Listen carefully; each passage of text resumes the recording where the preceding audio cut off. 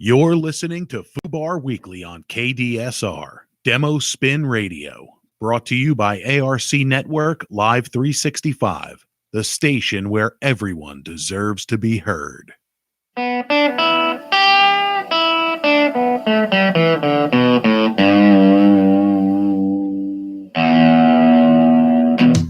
following program contains strong language and adult content. Listener discretion is advised. All suspects are innocent until proven guilty in a court of law.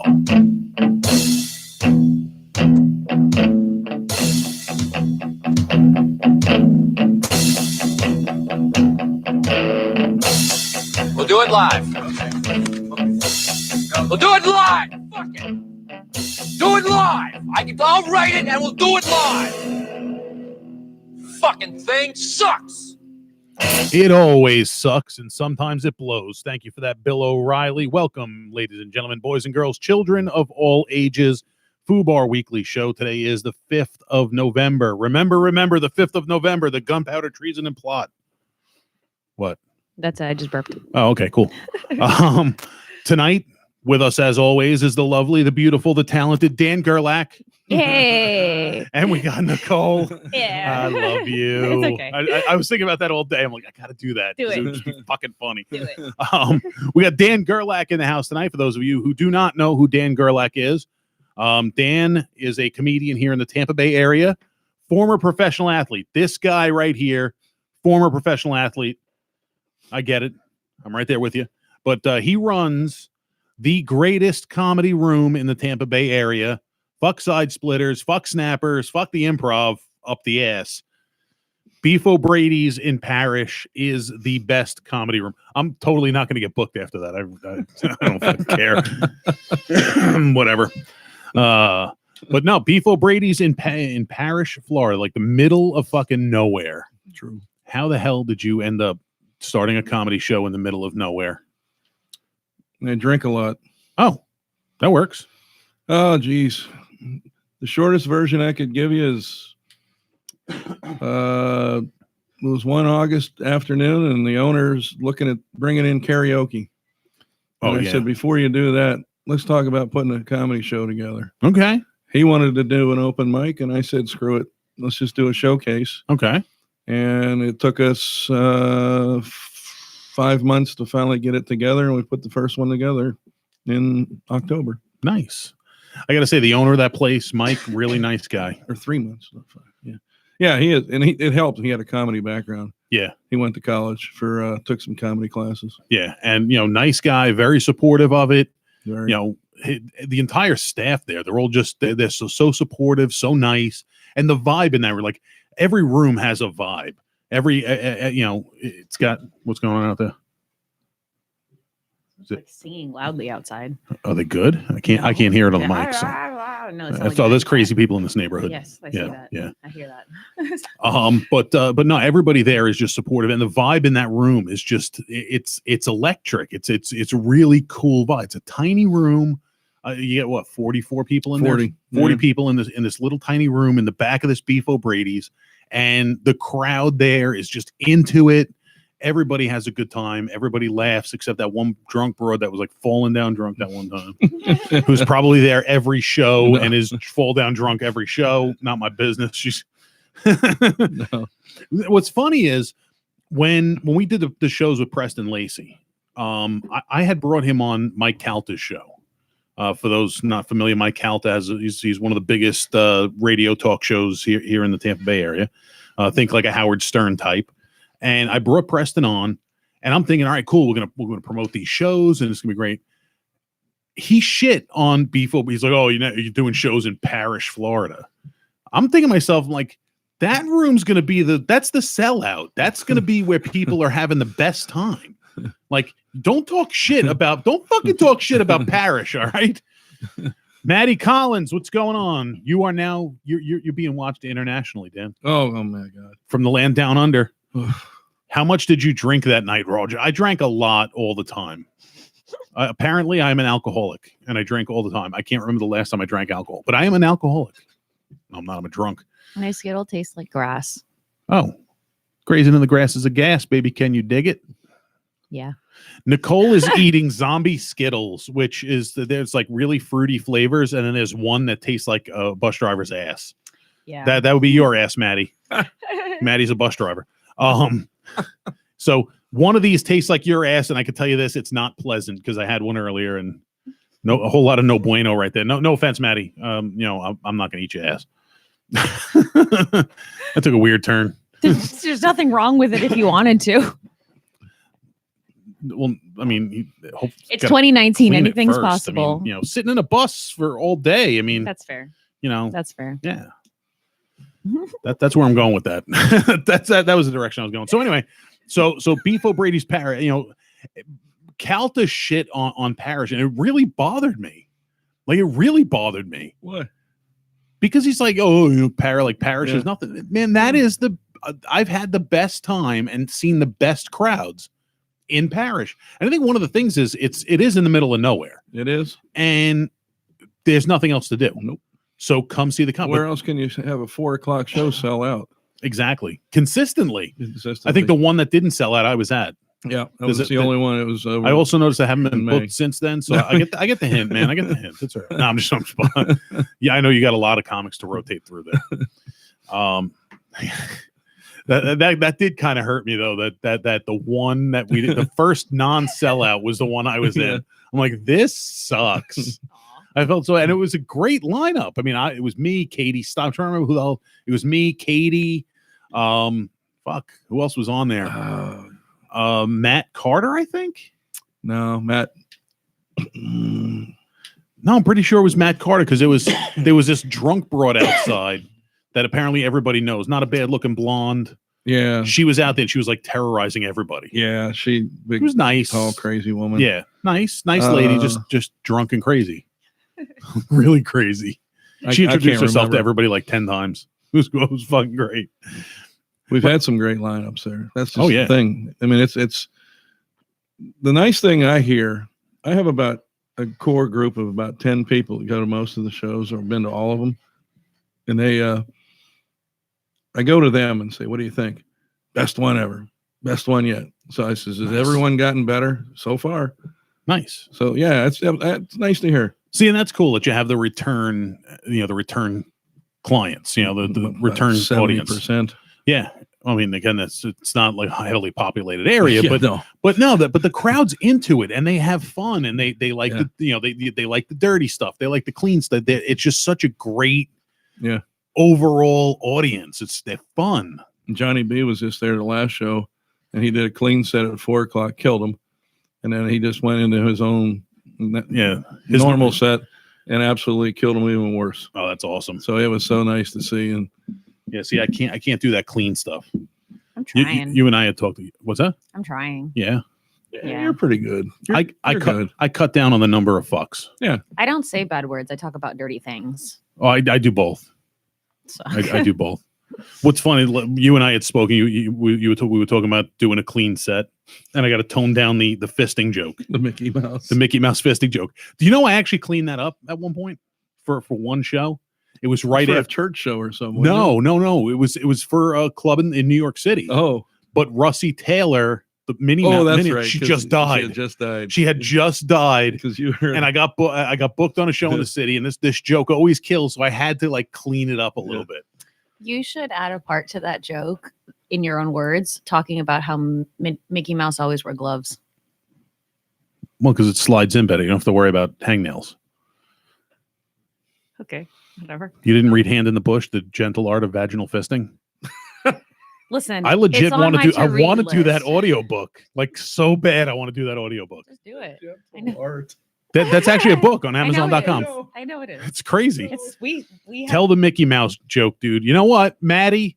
Because you live out of the country and we have like no listeners right now, I will spoil the joke. I will tell the fucking joke right now. And my arse is clean. Mm-hmm. I and I have this conversation all the time. My balloon knot is tight and tidy. All right, so I'm a big Disney fan and I'm a voiceover artist, so I like to know the history of things. I like Disney history, the company history, the park history, and I learned that Minnie and Mickey Mouse, the people that did the voices, until they both passed away, were husband and wife.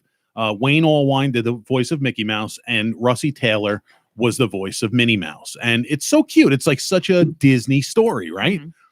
But I'm fucked up in the head. So I'm thinking to myself, what was going on? Did they practice at home? Was Wayne like, oh, come on, Minnie, let's fuck? Seriously, this is what's going through my head, but I'm fucked in the head. So I'm also thinking that Goofy is in the corner saying, gosh, Mickey, I didn't know you could get your whole fist up there. Horrible. And Donald's in the other corner just going to town on himself.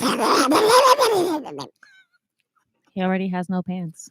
You know what's funny about that? I told that joke. So that's the joke, Maddie. There you go. But so I told that joke at Broadway Comedy Club in New York City last Thanksgiving. We were driving back from New York. We were leaving New York right after the show and driving here. So I had my whole family at the show. I had my 9-year-old daughter in the audience, and I wanted to tell that joke. So, everybody's busting balls. Oh, who brings a 9-year-old to a comedy club? And everybody's having a good laugh about it. But I wanted to tell this joke. So I get up on stage. I'm doing my thing. And when it came up time to do that joke, I called my daughter Squishy. I said, hey, Squishy. And you hear this sweet little girl's voice. Yes, Daddy. I said, do you need to go to the bathroom right now? Yes, Daddy. I said, good girl. And she got up and everybody clapped and she went to the bathroom and I told the joke. And then everybody enjoyed the show. It was a great show.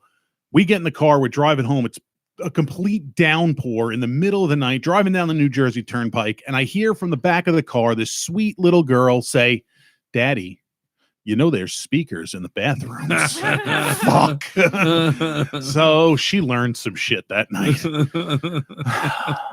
Father of the year. That's what I am. Father of the year. But I cleaned it. I don't remember how I cleaned it up, but I did clean it up a little bit. And out of respect for at the time, the recent passing of Russie Taylor. Now I'm back to telling it in its full glory.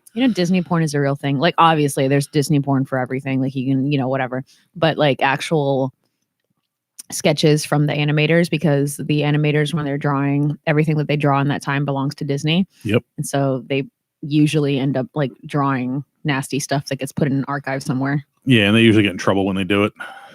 Yeah, but somebody keeps it. Yep. Yeah. There's actual legitimate official. Now there Disney is a video of a backstage of cast members backstage at Disneyland Paris doing naughty things while in costume. I'm sure. And that's awesome. While I'm a big Disney fan and I love the history of Disney, I'm also fucked in the head. So me seeing that amuses me. And all the dirty, fucked up shit that these animators do amuses me. Can I tell you today's Florida man story? Tell me today's Florida man story, please. There's a Florida man who lives in Pensacola who's being accused. He already got arrested and everything for putting semen in his coworker's water. That is fucking gross. It is fucking gross. And the worst part is that he did it because he was unhappy with his schedule. And he said he did it multiple times. Ew. He did it multiple times. And there's like surveillance video where he goes into her office with a cup of something, they say, and put it in her water. A freshly squoze jit gel? Probably. Ew. Yeah. Dan, you ever do that? No. Okay, I didn't think so. No. You know what? Like I a classic. I don't man. drink that much water. You know what I found out today? You can't have advertisements without semen between the tits. Spell it out, you'll get it. You can't have advertisements without semen between the tits. Yeah. There you go. There you go. Just like you can't have manslaughter without laughter. That's my favorite. Yeah, I know. That's my favorite one. You're messed up. I know. So, as I said in his opening intro, Mr. Dan Gierlach is a retired professional athlete. The sport is, you're supposed to say cornhole. Cornhole. He's a professional cornhole player. That's not where you run backwards in a cornfield. No. No, but Used that's how the Amish get off. It's an Amish sex toy. No, Dan is a former golf pro. Yep. That's awesome. And you posted a couple days ago, I guess it came up in your memories, a news article from, was it 1977 when you hit your first hole in one? Man, I've been playing golf since I'm 14 years old, and I have never hit a hole in one. So I've only seen one go in. Yeah. I've had 5. Holy shit.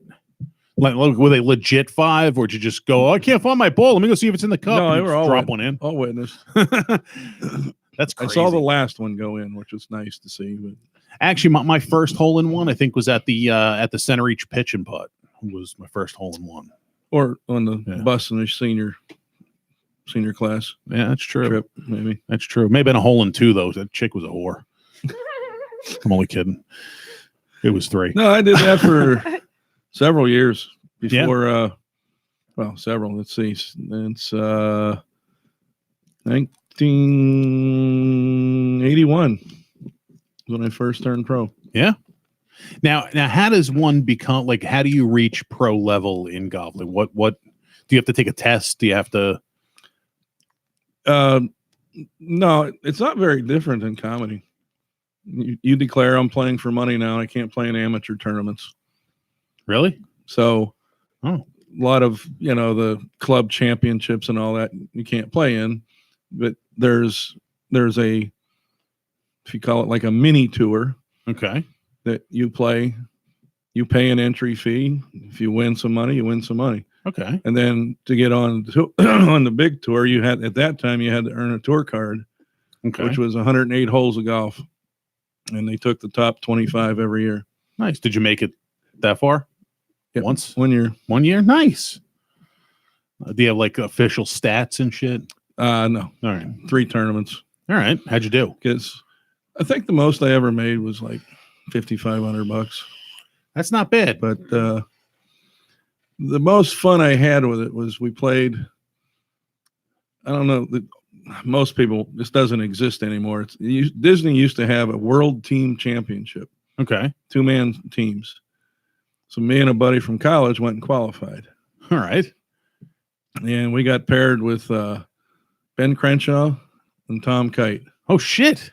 And at the time, they had some hot-looking wives. And we were so distracted checking out their wives, we couldn't concentrate. So you say that, and all I could think of is shit. It was Bill Murray's commentary when he's cleaning the ball. Yeah, that's pretty much what it was like. Oh, you naughty girl, you. Yeah. But we ended up, you played, it was a 90-hole event, so they had a cut at 36 and 54. We made the first cut. We missed the second. All right. We shot like 6 under, I want to say 7 under, somewhere in there for the 3 rounds. And we missed by like 3 shots. And now did you become a course pro? Yeah, after that, I played the mini tour for quite a few years. Okay. After that, and then I became the club pro. Nice. Then I got coaching job at USF, coach a women's golf team, and then here I am. Nice. Now you stand on stage and spill your guts. Tell jokes. Yeah. About those days. Talk about the good old days. Well, you know what? It's relatable. I mean, golf is relatable. Yeah. I like I said, I've been playing golf since I was 14. That's kind of, it's true, but it's not true. The very first time I ever played golf was when I was 14 years old. I still have my golf clubs from when I was 14 years old. Most of the set. I still have the bag. I got golf clubs as a confirmation gift on my confirmation. And I still have most of that set plus the bag. Those are my clubs with other random clubs thrown in. And I mean, like, still the original grips on them. Yeah. I mean, I don't play that often. I think the last time I haven't played in years. I think the last time I played was like 2012 funny. or 13. That's funny. You bring up confirmation gift. So that was brought up Catholic too. And my brother and I, he's 5 years older than me. So we used to share a putter once in a while. Okay. And I really liked it. And so I'd steal it out of his bag and he'd steal out of mine. So for my confirmation, I went and bought me one just like his. Nice. I put it back in his bag and took his. Yeah. My golf clubs are a mix of my father and brot's old clubs. Yeah. And whatever you found. The original set plus, some have come and gone. Last time I played, I destroyed my 7-iron. Who hasn't done that? Well, it was not in the normal way you'd think. It's a little intense. It was me, my brother, and a friend of mine who's a police officer. He was a police officer. He retired. Went out and played golf. First time I'm playing golf with this guy, and we're on the course. We're all getting fucking shit faced. It's early in the morning. There's nobody else on the course. It's a weekday, so we're on this one hole, and there's an orange tree that had dropped some oranges. Well, fuck it. I'm going to tee an orange up. It's like the middle of the fairway. Like, fuck it. I'm going to tee up an orange. 7 iron. That's about right. And I Carl, right bent out the of fucking head. Yeah. Hey, Roger, you're going to 7 iron. You're going to hit this orange. You're going to hit it on the green. I will say I smelt deliciously citrus the rest of the day. Absolutely. Didn't get very good distance. I should just like cut it in half. Went everywhere. But Put it yeah, on your salad. that's it. I miss playing. Like every now and again, I'm like shit. You know what? I want to play golf. And then I realized that greens fees are really expensive. And I could have never afforded playing if I wasn't in it. Yeah, that's it. I come from a humble background, and the only reason I could play it because I either worked at a golf course at one time or another. Well, actually, that's what I did. I worked at a golf course. See, what's funny is I've never played a round of golf without my father or my brother. Oh, wow. I've never played with anyone else besides, we had, groups, but I've always played with either my father or my brother. I've never played without either of them. Wow. Weird. That's cool. Oh, it's just because like none of my friends play golf. Yeah. And so I'm not going to go golfing with them. So it's like, what am I going to go by myself? No. I've never played golf, but I've worked a lot of golf tournaments. Golf is it's a fun. I mean, it's enjoyable. On a whole Bartending mostly. Bartending, mostly, yeah.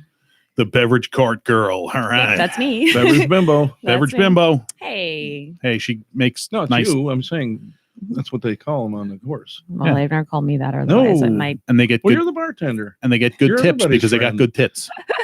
Yes. Yeah, I'm usually not driving the golf course unless it's got drinks in the back, and then I'm usually going to like the setup bar in the middle of the thing. I think it was just before I moved down here. It was like just after I bought the house and hadn't fully moved down here. Me and my brother went and played down at a course in Riverview. And it was probably the only time I ever didn't make it through 18 holes because it was just so fucking hot. It was like, I forget what, we made it to 14. Then I think we skipped to 17 because the 17th hole was like a really nice setup with an island green. I'm like, we're going to play with a skip ahead to 17 and we get the fuck out of here. I got a good buddy that I used to play with that said golf for not serious golfers. Those that are drinking should be a 14-hole course.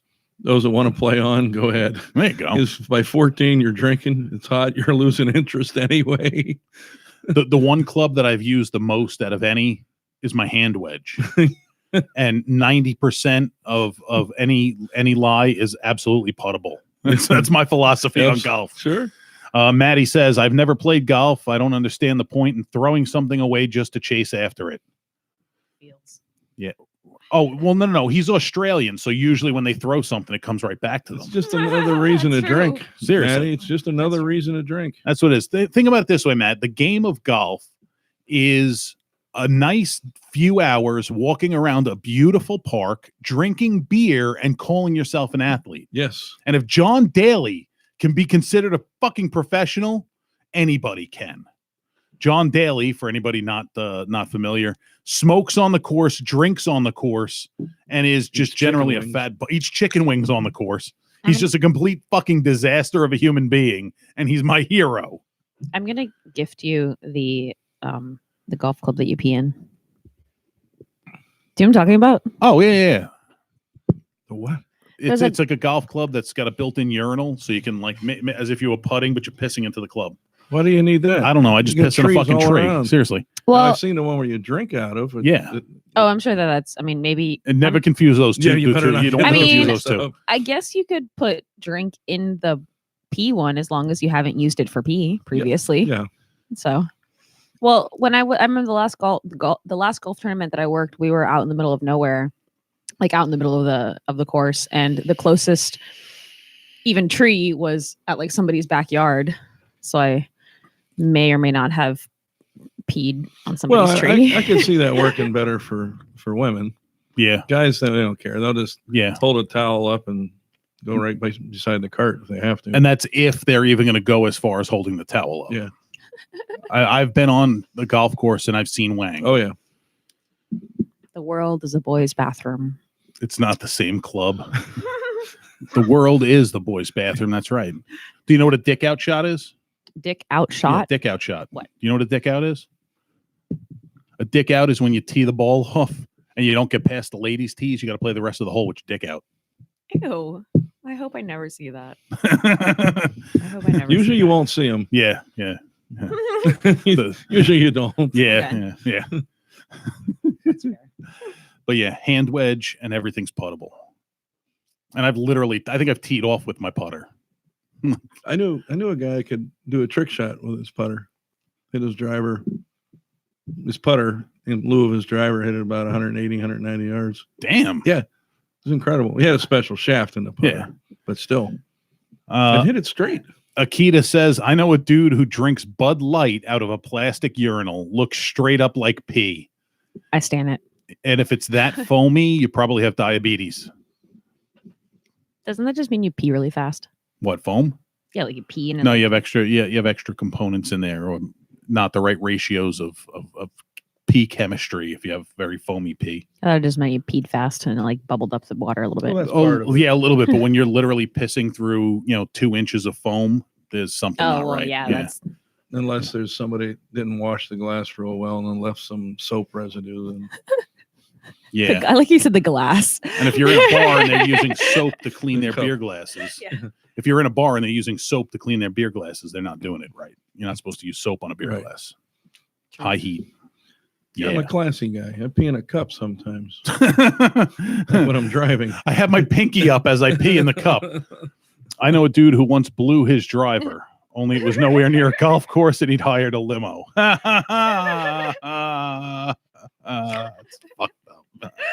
I love you, Maddie. Here we go. Oh, I miss it though. We should, when I your miss it. knee's feeling, are you still I able to can't play? play. I haven't played No? in 6 years. No? It is my back, believe it or not. Oh, really? I mean, I didn't always, I wasn't always Jabba the Hutt.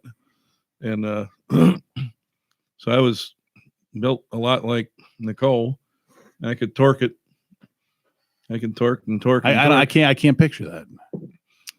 And Yeah, you got you have pictures of you in the youth. oh hell, I got them right on the phone if you want them. About Hell yeah, dude. 180, 90 pounds. Damn. And I could. My back just finally gave out. Just too many herniated discs. Well, playing golf will fuck you up. Who would you say, in your opinion, is the greatest golfer you ever saw play? Tiger. Think so? Yeah, well, it's a cross between Tiger and Arnie Palmer. Okay. Because the game's changed Yeah. because of each golfer. Yeah. Arnie brought more money to the game at that time in the history of the PGA Tour. And then when Tiger signed on with Nike, immediately got on tour, every purse went to $1 million. Yeah. Yeah, it's true. And he brought everybody up behind him. So See, did Arnie. one of the big things that Tiger Woods did for golf is the same thing like Dale Earnhardt did for racing, and really brought a household name that everybody could get behind. Like, everybody was rooting for Tiger. Yep. Everybody, and it was crazy. And I remember him when he first came up, and I remember the whole big controversy with him playing at Augusta, and got this black kid gonna be playing at Augusta. And now it's, thankfully it's, nobody gives a shit about that anymore. And, Black Chinese kid. yeah. Can you imagine how that shook them up? Oh God. That, and I remember when that one woman who would protest every year because they wouldn't let women into the club. And half the women were rooting Tiger. Half the women were rooting Tiger. It was a fucking waitress from Applebee's or Chili's or some shit. Like, Yeah, IHOP, Yeah. I think it was. yeah, it was some Something chain like that, yeah. Not that they're not worth, but like that's just a weird. I guess he was going for the low hanging fruit. You take a lot of notes. Holy shit! Like I just scribble weird shit, like one or two My words. notes are weird. Trust me. But still, I know what that. Yeah, what you're they say. organized as fuck. I love that. I'm not though. Nah, you're more organized than I am. I was looking at some of the facts that today in history. Why don't you Which turn that have- microphone down towards your mouth hole? I was looking at some of today's today in history facts and things like that, and I'm kind of astonished by some of them. Oh, what do you got? Well, While Dan's looking up the pictures of his youth. they have literally nothing to do with what we were talking That's about. okay. But so We switch gears. one of the things that interested me, and the reason I was just doing some research, was because in 1923, today in history, inflation soars in Germany, and bread is 140 billion German marks, which by today's conversion equals it's over $2 billion USD. Wow. Wow. Can you imagine paying $2 billion for a loaf of bread? That's insane. Yeah. So, some of the other things that happened today was, about Guy Fawkes because it's November 5th, which has since Holy shit. been this, deemed people. Gunpowder Day. I want to see. I'll show you. That, ladies and gentlemen, is a young Dan Gierlach. Right at impact. Ew. Looking all svelte. Number 6 at Bay Hill. Looking like you're a golf pro. I like that. That's cool. I wish I could show you pictures of me when I was skinny, but I was never skinny. Look at that. What year, give or take, was that? This would have been 81, 82. Okay. Nice. 1981 or 82. We didn't think you were that old, Dan. Come on. That was a So you're That the was the people pre- who told wow. Skittles what zombies taste like. You could tell it was early 80s by the shoes. oh yeah, and the pants. With those wingtips? Yeah. Yeah, the brown wingtip golf wingtips. shoes. Yep. Yep. Oh man, I think I had a pair of those. Crazy. So what else? What else happened this date in history? Well, you know about Guy Fawkes. Yep. In 1630, Spain and England signed a peace treaty. Oh, nice. Yes. And in 1860, I was trying to go in chronological order, but my notes are not that way. So That's sorry. okay. Just 1860, Abraham Lincoln becomes our 16th president. all right. 1911, Maine becomes a dry state. In 1911, 1911. well, it was pre-prohibition. Yeah, they became a dry state. Crazy. Yeah.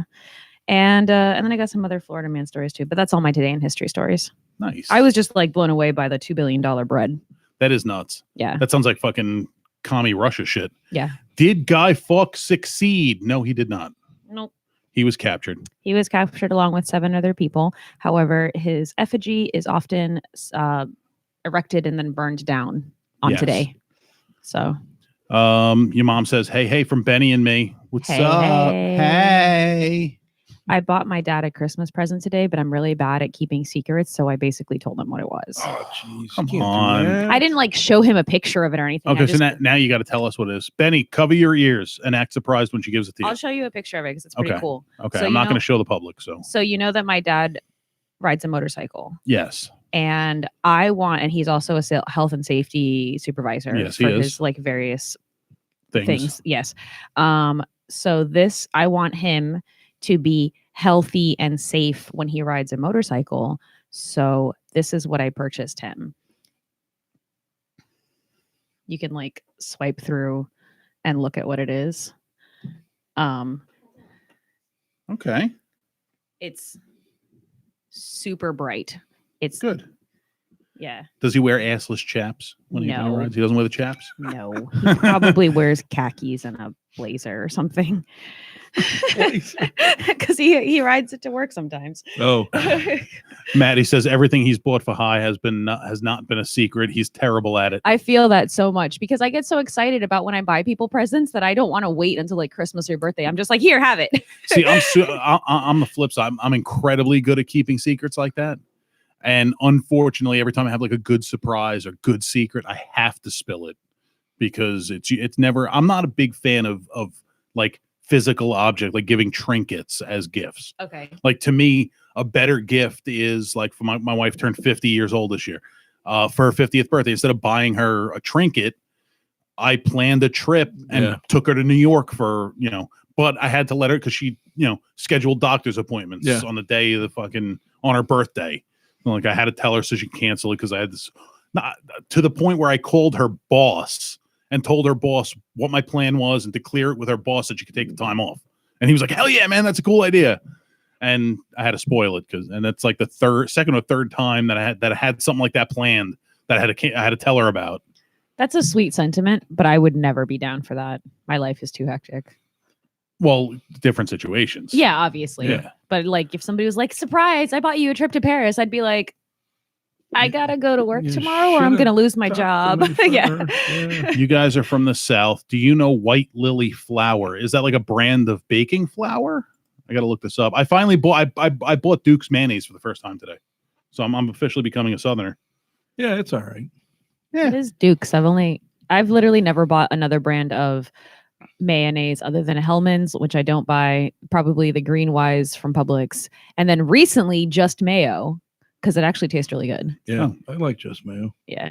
I like Hellman's usually. This but is the Duke's first- is good. Duke's is good. First year I've never had Christmas shopping finished by September. Usually done by September. There's only like a very small handful of people that I actually give presents to. So It's like son-in-law and daughter and stepdaughter and Okay, a so friend, so 5 people. white lily flower is a big thing, and it's like a Southern thing.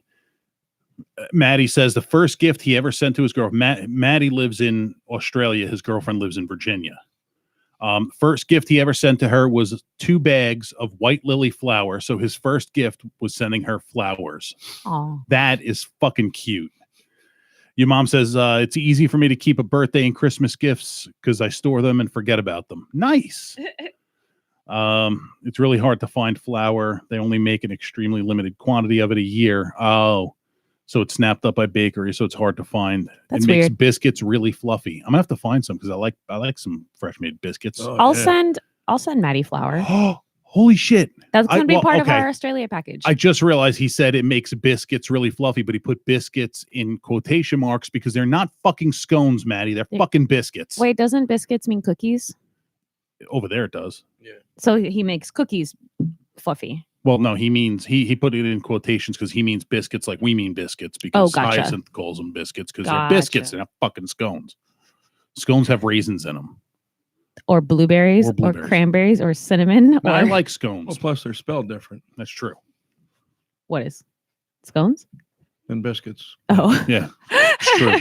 That's true. Not even close. No, actually, what's funny is we were talking about this a couple weeks ago. How when in Australia when they say the alphabet, they don't use Z, they say Z, which was kind of cool. But I've been watching a lot of YouTube videos, and I'm noticing them saying Z, and it's crazy. Yes, biscuits are biscuits. Your biscuits are fucking scones. I love you, Maddie. It's been an ongoing thing with the biscuits versus scones debate. I like them both. Scones, Yeah. biscuits. when I'm at work and people ask for a eat scone, 'em. but they call it a Yeah. sconce, I am tempted to tell them to go to Lowe's. No, I would just what I would do is I would like put a nail in the wall Yeah. and just put the nail in the wall. And then when somebody says I'd like a sconce, I would take it, stick it on the fucking nail, and be like, "That's a sconce." I thought you were going to go a different direction with that. And I thought you were going to say, put a nail on the wall and be like, oh, sorry, we just sold our last one. Maddie said, "Biscuits are biscuits. Your biscuits are fucking scones. We have pumpkin scones, cheddar scones. They are scones." Man, do you have Red Lobster in Australia? They don't call them cheddar-based scones, motherfucker. They're cheddar-based biscuits. Invite you over some scones and gravy.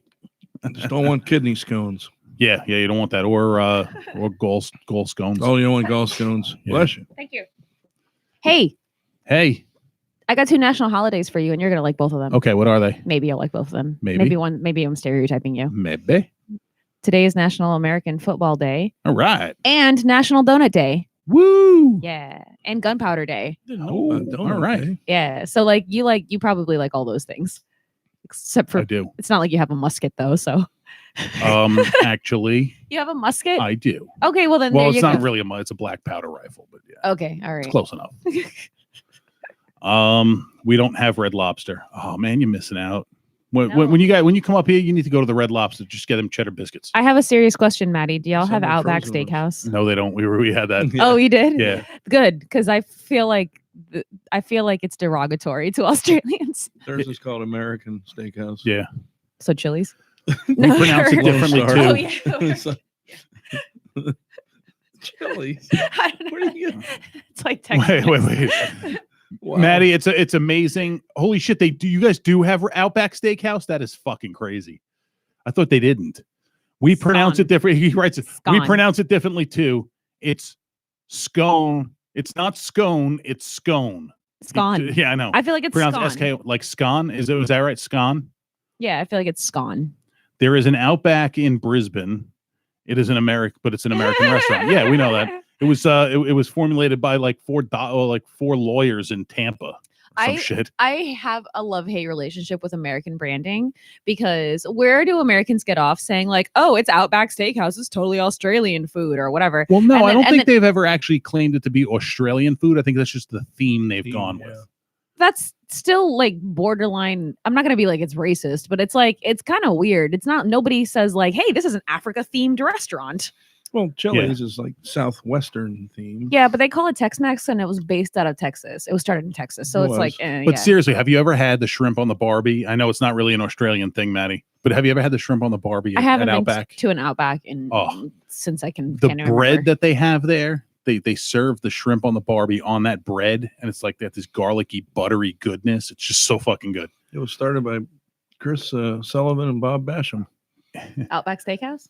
It used to be, they were regional managers for Bennigan's. Yeah. Because I worked for them. Oh. Nice. Briefly. Here's a fun fact. One little So okay. like six week stint. Wait a second, Maddie. You guys don't actually say good day, mate. I know. You don't say crikey because Steve. Nick does. Crocodile Dundee. Well, he says good day. Fork. No, he says, I swear I'm going to pop their eye with a fucking fork, with a fork and fork. A fork and fork. Yeah, no, it's fine. But that's the same thing with like Red Stripe beer. It's like, oh, a Jamaican style lager, but it's like from Pennsylvania. Really? Yeah. Now they have a brewery in Jamaica, but gonna it's still a Pennsylvania beer Now, that's here's brewed what's in funny. Jamaica. Here's what's funny. A friend of mine is Jamaican, and that's what he fucking drinks. I know a lot of Jamaicans who actually like it, and they get shocked when I'm like, that's from Pennsylvania. Yeah, but They're like, but it's a Jamaican style lager. but they don't have room for a brewery, so they send the recipe out to be brewed. There you go. Maybe, but it's still from Pennsylvania. But now, yeah. well, now I'm looking at a Land couple of. Sharks from Jacksonville. Yeah, I knew that. But they're not claiming to be Mexican No, or something. no. So He says they don't say crikey, but he does say good day, mate, all the time. Now, here's what's fucking funny. Talking about my Jamaican friend. Yeah. They actually say cool runnings. That is an actual Really? phrase that Jamaicans use. It's believe that. it's something you say as you're parting ways with somebody. Like it's like, have a good day. Yeah. See you later. It's cool runnings. all right. The first time the dude said it, he's like, cool runnings, man. I'm like, what? I'm like, did you just say cool runnings? He's like, yeah. I'm like, I fucking love that movie. Jamaican bobsled team on. And he's looking at me like I'm a fucking asshole, which I am. I would like to clarify to all of our listeners that I was not making fun of Jamaican people by imitating a Jamaican accent. I have lots of Jamaican friends. Jamaican me all. crazy. Jamaican. You're making me crazy. Do you want to man. talk about it? That didn't work out. Do you want to Sorry. talk about it? But Taco. but yeah, it was that when I found out that they actually that cool runnings is a normal phrase. Like I was like, that's the coolest fucking. And he It explained is. it to me. I'm like, that's the coolest fucking thing ever. I still think the coolest thing ever is the Jamaican bobsled team. Speaking of beer, fun fact: we do not drink Foster's. We legitimately piss in a bottle and sell it for the high dollar to Yankee Doodles, who think they are experiencing the taste of Australia. What's their beer? Yeah, what's the actual real deal local beer? What is the beer? Like Budweiser is American as fuck. What beer is actually legitimately Australian as fuck? For reals. And Landshark is Anheuser-Busch anyway. Yeah. While Maddie's answering that, I have a Florida man story that you would think came from Australia, but it didn't, Okay. because a man in Miami caught a 17.5-foot Burmese python. Well, there are a lot of pythons down in the Everglades. I know, but they're not native. And so Yeah. there's a lot of like sanctuaries and stuff. Trying to get rid of them. Right, exactly. There's a lot of sanctuaries that will accept them Yeah. because they came here by illegal pet trade. Yeah. Which They- is not to be confused with my Florida woman story who mistaked her 37-week pregnancy for bad Chinese food in Pensacola, where also the man put semen in his boss's water. I wonder if those stories are related. They probably are. Maybe the semen, maybe she drank the Don't semen drink the and water. she got pregnant. That's not how that works. I know. Yeah. But But hang on, when there's a whole bunch of women together that are pregnant, what do they say? What's in the water? Apparently, we know what's in the water now. They're not tadpoles. She said that there was a mucus-like substance in her water, and he had alluded previously to something along those lines. And he actually even wrote it in a letter that he was displeased and going to do it. So there was like no contest as to who did it. Okay, so we got his answer. If you're from Queensland, 4X is brewed here. If you're in Victoria, VB, We have beers from all over the country. There is Cooper's, again with the semen in the water. At least he knows she swallows. Yep. Yes, sir. See, now I've had 4X, and 4X is pretty good. It's like Dos Equis with 2 extra cosigners. What's VB? I guess Like that's Victoria Brew or something? Yeah, something like that, probably. I'm gonna look it up. With a B. But now this is my question about Australia. Do you drink it warm like those fucking limey Brits, or do you drink it cold like you're supposed to? It's called Victoria Bitter, Bitter. Okay. okay, Nice. which looks a lot like the Foster's bottle, actually. Yeah. Maybe Foster's is trying to copy Victoria them. said Victoria Bitter. Yeah, see, look, the Jesus, Foster's. no cold. They drink it cold. All right. Another reason why I should go to Australia. I should go to Australia. Yeah, the European people like to drink it room they're fucking temperature, weird. right? They're weird. Yeah, so see, there's the Foster's, and then Yeah. Holy shit. versus I got a Kiwi, BB. buddy. That Victoria Bitter looks exactly like a Foster's can. Yeah, it's just different colors. I learned the hard way that New Zealand and Australia are two very Oh, yeah. different countries. Oh, yeah. And do not mix Yeah. the two of them up. No. And that was before I knew Maddie. I got a funny story about the New Zealand. There, Fire it oh, off. so Is there's that- two pictures. Oops, sorry. There's two pictures right next to each other. One of There's the my- Foster's. There's the VB. Yeah. Favorite Look at that one. bartenders in my Bermuda Triangle. I love this girl, and she's struggling, single mom. And I said, I got a guaranteed way you can make some money. Can't lose. She's, what's that? I said, you bet on the football games. I said, but you can't go crazy. Just bet maybe $100 each game, make a couple $100 a night. Well, how can I not lose? I said, I got a buddy in New Zealand. I just call him up. It's already tomorrow there. He'll tell me who to bet on. That went on for 10 minutes before she finally, and she was trying every angle. She's like, well, the game hasn't started yet, but how do they know it? I said, because it's tomorrow. I said, no, if you get up tomorrow, what are you going to do? You're going to look at your phone or your computer and you're going to see what the score is, right? Yeah. Well, it's already tomorrow there. And she just couldn't get past that. Maddie says, yeah, we don't fuck sheep here. I guess they fuck sheep in New Zealand. Okay. Well, they got they got cliffs, and you get them up right up on the cliff, and they push back nicely, from what I heard. Yeah, do My what dad you also gotta do. informed me that it's National Motorcycle Riding Day appropriately. Vroom vroom Vroom, vroom. vroom vroom. I don't own a Mazda. You don't want a Mazda? I don't own a Mazda. Neither do I. I can't fit in one. I probably can't either. They're tiny. Yeah, they are. Who comes up with these days? I mean, Probably People, Americans. Yeah, I mean, just I know I see them on a calendar like 4 deep yeah. That's each day. That's my job to find them. Yeah. So, and I don't always Is- do American holidays. I do some other holidays. Is there sometimes, too. one that we can invent? There's what? Oh yeah, Yeah, I'm look sure. on a How is that calendar and find official? one. Yeah. So I decided. National hold your dick in the left hand day. Stick or your dick in the something? mashed potatoes day. Something. Okay, I'm down. I can stick my dick in mashed potatoes. Maddie says, why do the New Zealand racehorses run so fast? Answer: they saw what happened to the sheep. All right. I guess it's Australia versus New Zealand. Yeah, thing. I think there's some fucking bit. How does a Kiwi find sheep in long grass? Very satisfying. Oh fuck, that's awesome.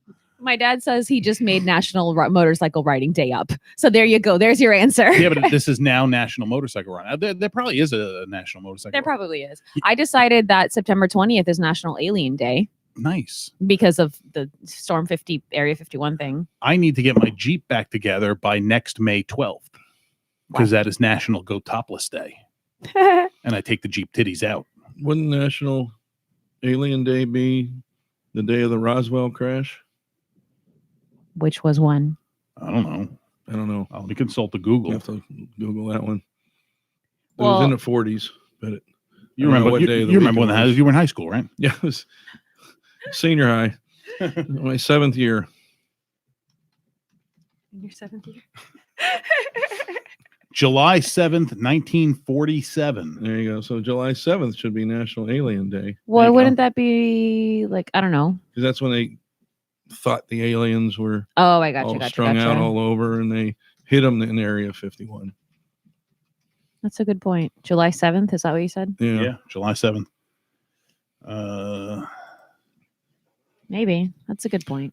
Yours Okay, then. could be National Oh, the like extraterrestrial appreciation day. Yes. Yes. Okay, something like extraterrestrial that. appreciation day. Yeah. So EAD. EAD. Yeah, I support this. No, ET. ETAD. What? Extraterrestrial. ETAD. Yeah. Appreciation day. Okay, ETAD. ET Appreciation Day. Well, that could also be November 24th, 1992, which is when a UFO allegedly crashed at South Haven Park on Long Island. Yeah. Wouldn't you kind of know that? I mean, with all the population. No, well, South Haven Park is kind of isolated, and right near where South Haven Park is Brookhaven National Lab, which is a very highly secure laboratory. Right near that same area is the old Grumman facility, which was the naval weapons testing facility. Gotcha. What sane people believe happened was it was an experimental aircraft crash. It wasn't alien, because police the feds came down, they secured the shit out of the area. They brought whatever it was that crashed out under tarps. So yeah, it's going to sound like a UFO. I saw something the other day on TV. It was one of these grainy pictures of the B-1, the stealth. It had its landing lights on. You know, it was just a promo picture, a video, and it looked just exactly like all these things that were reported seen out in the desert. Yep. Oh yeah, and I mean, you know, out on the West Coast, you have Skunk Works, you have, you know, Groom Lake, Area 51, which is actually called Groom Lake. Groom Lake. Yeah. You know, you're gonna have unidentified shit because that's where they test the secret stuff. Yep. I'm laughing at what Maddie said. Why do the palm trees on the east coast of Australia lean towards the sea? New Zealand sucks. Okay. How do you know if a kiwi has broken into your home? Love bites on your leg of lamb. That's funny. I probably moved to Long Island around then. Yeah, I think that is when she fled the North Kakalaka. What? I was just laughing at that. All right. That is funny. Because she's an alien. That's funny. It is funny. That's funny. That's funny. That's some funny shit. So what else was it? That was all of my history facts for today. So I had a Florida woman story today. A teacher in Pasco County was arrested. What else is new? What do you think she was arrested for? The obvious answer is probably fucking a student. That or blowing a student or that whatever. happens a lot here in Florida. Dan, would you the second most popular thing I could understand or guess is maybe she probably was teaching a sex ed class and gave some wrong information, or in a very vulgar way. She showed porn to her class. Under the guise of, I mean, that'd be kind of cool too. Under the guise of I think I saw this story, but I don't think I read it. I'm sorry, it was Pinellas County, not Pasco. She looks like somebody who should be arrested because she gave drugs to her class as a science experiment. Of the Pasco, the assistant principal who. Oh, the kiddie porn. Yeah, that's what why I was thinking of, because that broke news. No, a Pinellas County elementary school teacher was fired and arrested Friday after she was accused of showing up to work drunk. I gotta kind of be honest, where if I had to deal with elementary school kids these days, I would be fucking drunk in school too. That's definitely why I'm not a teacher. I have attended teacher parties, and let me tell you, teachers can throw down. Teachers smoke a lot of marijuana. I don't know about that, but they definitely drink a lot. Yes, they do. That is a fact. They definitely drink a lot. And we were talking about this earlier. I troll news sites all the time, and I'm a top fan on a lot of news sites because I troll them. And my comment when this was posted was, there's still only 2 comments on this. My comment was, it's bad times we're living when you're relieved to see a teacher or getting arrested without raping a student. yeah. Was my response. Yes. It's true. It's true. But then again, you do Deblafov. See, Dan fucking knows what I'm talking about. Hang on, I'll pull up the picture. Did you ever meet her? I've seen her in person. Yeah. She lives near where I live. Right after all that happened, I stopped in this little bar in Apollo Beach, and Here she comes in, and I'm looking at her, and she's kind of looking at me, and I'm kind of like, I think I know who this is. Yeah. Nicole. Yeah. And maybe not that picture. No. Is this her? Is this the same person?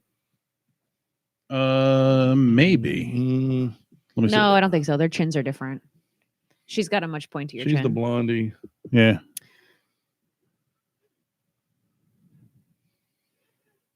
Yeah, here's one of her older pictures. The motorcycle. Yeah.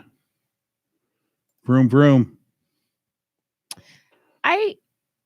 I'm seeing a lot of people saying that like, oh, we should stop encouraging women to like take sexually provocative pictures. Like, but I'm also seeing the other side of the argument saying we should stop leaking those pictures and then shaming those people for being like, you know, True. I think these got leaked after she was accused of having sex with a student. like that's clearly like a model photo shoot. It's Yeah. not a dirty picture. No. Yeah. Like, okay, yeah, it's sexy, obviously, but like that's not Yeah, it like was meant to be a sexy picture. yeah, See, there's nothing here- wrong with that picture either. There's Here's nothing. my thing though. These kids need to learn to shut the fuck up because they're ratting out their hot ass teachers. You know, sometimes like I am the type of person that I just know when something's going down. And there was definitely a teacher who was screwing around with students in my high school, and nobody wanted to fucking believe the people who knew about it. Because they're like, well, there's no evidence, and there's a Christian school, and blah, blah, blah, blah, blah. Well, that right there fucking should go out the window. So this is my English teacher, or was my English teacher. You have a crush on him? That's a lady. Oh, I And couldn't definitely see. no, she got me kicked. She helped get me kicked out of high school. Okay, she looked better in the other picture. Yeah. She helped you get kicked out of high school? Yes. What did you do?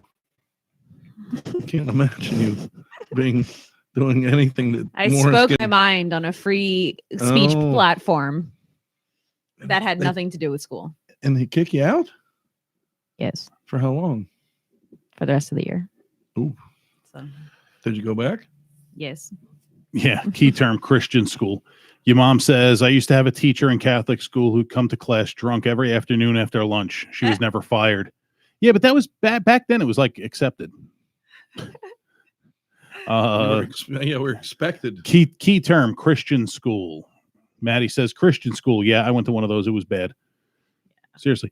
Do you ever think like, Dan, you see all these like teachers banging? You ever wonder where those teachers were back when you were in school? There was one in my school. Yeah. I had a buddy that, Yeah. let's just say he's never denied Nor admitted. nor admitted, but Yeah. we were all at a party. Ah, And at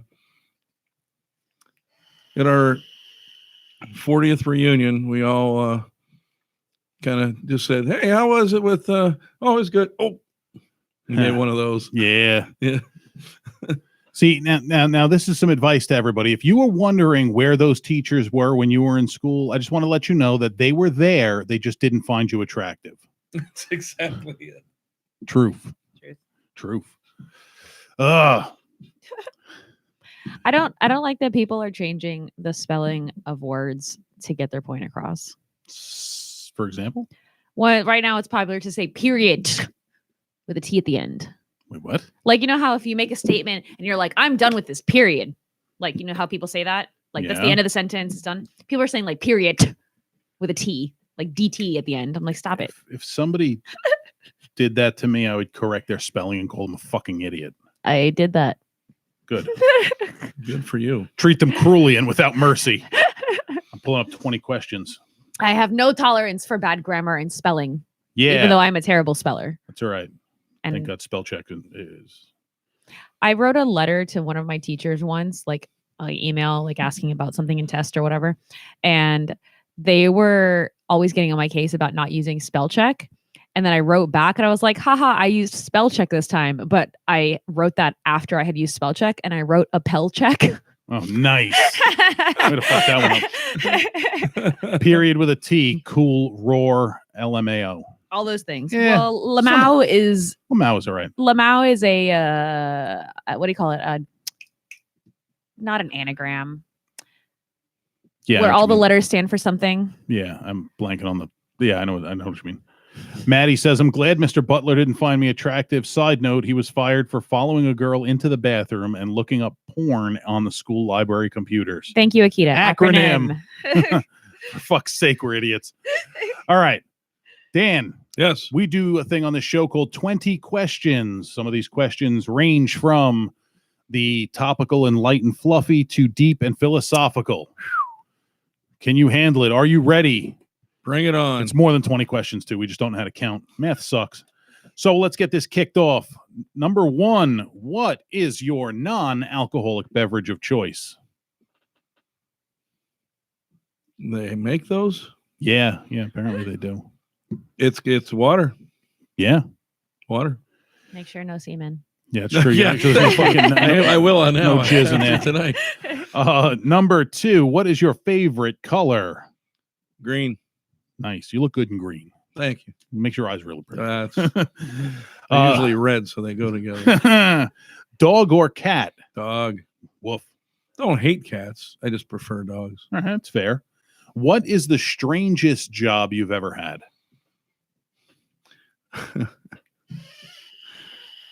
I was I fixed crackpots.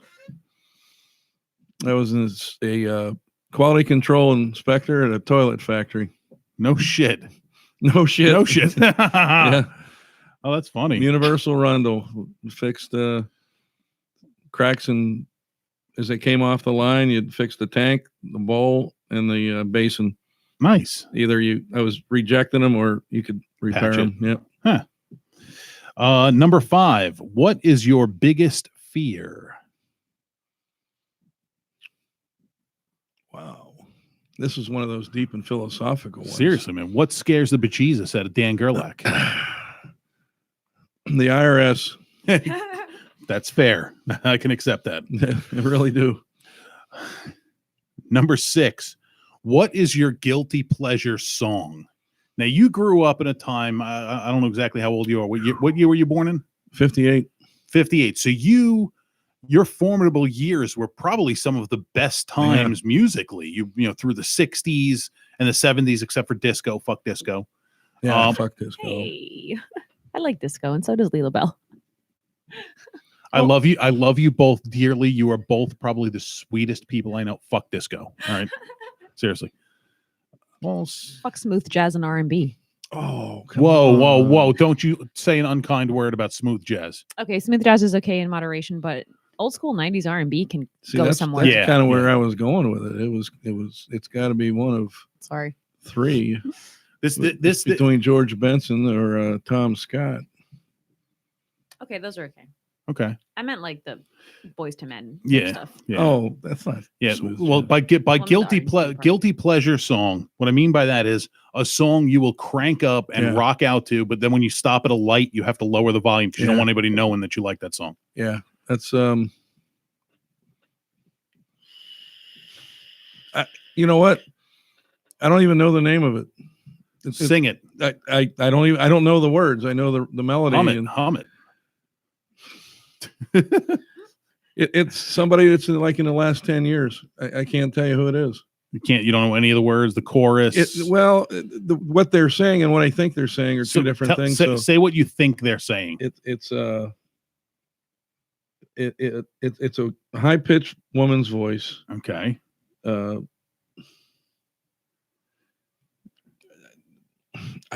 know what? I can't think of it right now. All right. So let's go back to that. To something back in the Steppenwolf. Born to be Wild. Born to be Wild. That's a badass song. Yeah. I can't think of the name of it. I asked somebody this 3 times and they told me the name of it. And I'm like, I don't know who that is. Number 7. What fictional character do you most identify with? This is one of them deep philosophical. Norm. You know what? I can totally fucking see that because I've seen you in a couple of different bars, and it's like, what's going down, Dan? These cheeks on this bar stool. Fucking love Norm. Number 8, vanilla or chocolate? Oof. Depends on the mood. Lean toward chocolate. All right. Number 9, what is your go-to comfort food? The one thing that brings you back to your beer? Pierogies. Yes. Yes. Yes. I want pierogies like so bad. You're going to have some at the show. I'm going to make them tomorrow night. Ooh, you know what? You make pierogies, and I'll make you some kibasi and kraut. It's a deal. Deal? My kibasi and kraut. Yeah. No, I'm gonna make you some pierogies. All right. I'm just gonna do the cheese and tomato potato. So cheese Potato. Where do you get your pierogies from? I make them. Oh, you make them. I make the dough. Yeah, I'm not home making kibasi. I'm making them. Nice. Yeah, it's easy. Nice. I know, but I don't have that kind of patience. There's a place in Pinellas Park called Pierogies. There's 2 places. There's one in Clearwater called the Pierogi Grill. Right. Then there's another place called Pierogi. Just Pierogi. That's the place I go to. Okay. Because they got the best sausage and they got the sweet cheese pierogies. I can't wait to try it. Those are the ones. They're made in Chicago, so that makes it kind of good. Or Chicago deep dish pizza. That's right up there too. It's not pizza. It's a cake. No, pizza is a pie. Chicago pizza is a cake. Okay, a cake. Pizza cake. Pizza cake. Nicole's sitting here going, pierogi. What the hell is this shit? Pierogi You don't know what a shit? pierogi is? I've never had one. You've told me about them many times, and I've never had one. You got to grab them by the legs because sometimes they can get away. True. And you never eat the dead ones. No. What? Seriously. Roger loves swallowing sausage. Yes, I do. I swallowed some actually earlier today. So do I. Was it a turkey sausage? No, it was a premio pork Italian sausage. The only place I found that you can get premio brand Italian sausage is Walmart for some reason. I like how And you it say is the Italian. best. Italian, because I am not Italian. Number 10, favorite cheesy movie. Oof. Spaceballs. Yes. That's a damn good one. yes. That's a damn good one. My son's taking a world history class, and his teacher's cool as he's failing this fucking class. It's a history. How do you fail a history class? You don't need to figure anything else. Just remember shit that smart people already figured out and regurgitated. But his teacher's really cool. His teacher's trying to do what he can to help him, but the kid needs to help himself. But I told Raj, I said, all you need to tell your teacher is that everything you need to know about history you learn from Mel Brooks movies. That's right. Tell your teacher those words, and your teacher will respect you. Yeah. Because he will. Guys, Nicole, I have to shower and get to work. Love you long time. Have fun. Love you too, Maddie. Be safe. Keep the shiny Thanks, side Maddie. up. And don't forget to wash where the sun don't shine, which apparently in Australia is the back side or the front side, because you guys do shit upside down. I don't know. Behave yourself, Maddie. Part 2 is pretty good. And too. Maddie, send me a message. We got to figure out this Australian bit that we want to do. We got to get this together. I want to get this together. Boy. All right, back to the list. Number 11, what is your favorite literary work? Yes, people, Dan can read. Ooh. Other than Mad Magazine? That's okay. No, I enjoyed Tale of Two Cities a lot. I enjoyed Tale of Two Titties a lot. That and I read Beowulf. That was a little too deep. I liked Beowulf. It was good. It was a good It was one. a little too much for me at the time. I I don't know why. I mean, I didn't not like it, but yeah, I have to go with Tale of Two Cities. Okay. Very good choice. Number 12. If you could have lived through any time period, what time period and why? Present one included, you could say now. Because what a time to be alive, right? Well, I would have liked to have been older Sooner. in the 50s, Okay. like this age back then, because you're coming out of the war. Everything's happy. Everybody's working. It's just one Innovating. big party. See, to me, the one special thing about the two very special things about the 50s and really what made the 50s probably one of the greatest decades was the beginnings of rock and roll and the cars. Yeah. The fucking cars, man. That's what I was going to get at. Everything was just kind of getting invented, and and opportunities for entrepreneurs were limitless. off the charts. Limitless. You know, they refer to my grandparents, your parents' generation as the greatest generation. You're a freaking boomer. Yeah.